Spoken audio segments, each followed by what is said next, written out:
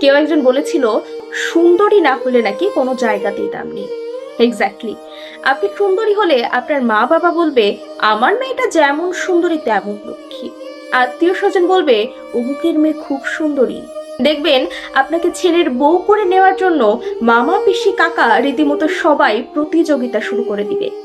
বিয়ে হলে সবাই বলবে অমুকের বউ খুব সুন্দরী, ভাগ্য করে একটা মেয়ে পেয়েছে।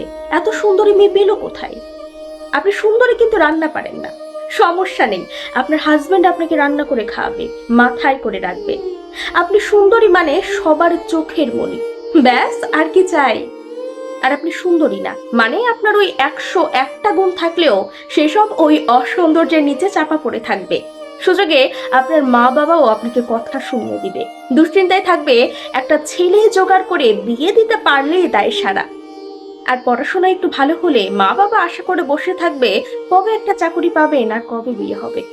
আর বিয়ের জন্য ছেলের বয়স বেশি, সমস্যা নেই, আপনাকে কোনো ছেলে বিয়ে করতে রাজি হয়েছে এই ঢের। আর বিয়ে হলে লোকে বলবে কি মেয়ে বিয়ে করালেন, আপনার ছেলের সাথে মানাই না, আমাকে বলতেন সুন্দর একটা মেয়ে দেখে দিতাম। আপনি সুন্দরী না, আপনার আত্মীয় স্বজনও আপনার দোষ খোঁজায় ব্যস্ত থাকবে। আর কালো হলে তো কথাই নেই, আপনার সব গুণ মাটি। আপনি পছন্দের রঙের একটা জামা পরেছেন, আপনাকে বলবে এটা কি পরেছিস, তোকে মানাই না, আমার অমুককে মানাতো খুব।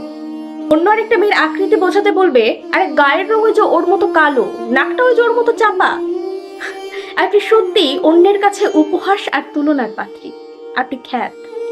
আর প্রেমিক, আপনার হয়তো প্রেমিকই জুটবে না, সবাই বলবে আরে ধুর এটা কোনো মেয়ে হলো, কালো ভূত কালনি। আর ভাগ্যক্রমে প্রেমিক জুটলে সেই প্রেমিকও বিয়ের সময় আপনাকে চিনবে না, পরিবারের দোহাই দিয়ে চলে যাবে। প্রয়োজন ছাড়া কারো প্রিয়জন হতে পারবেন না কখনো। আপনি সুন্দরী না হলে কোনো দাম নেই, আই রিপিট, কোনো দাম নেই। অসুন্দর হয়ে জন্মানো পাপ, ভয়ঙ্কর রকম পাপ।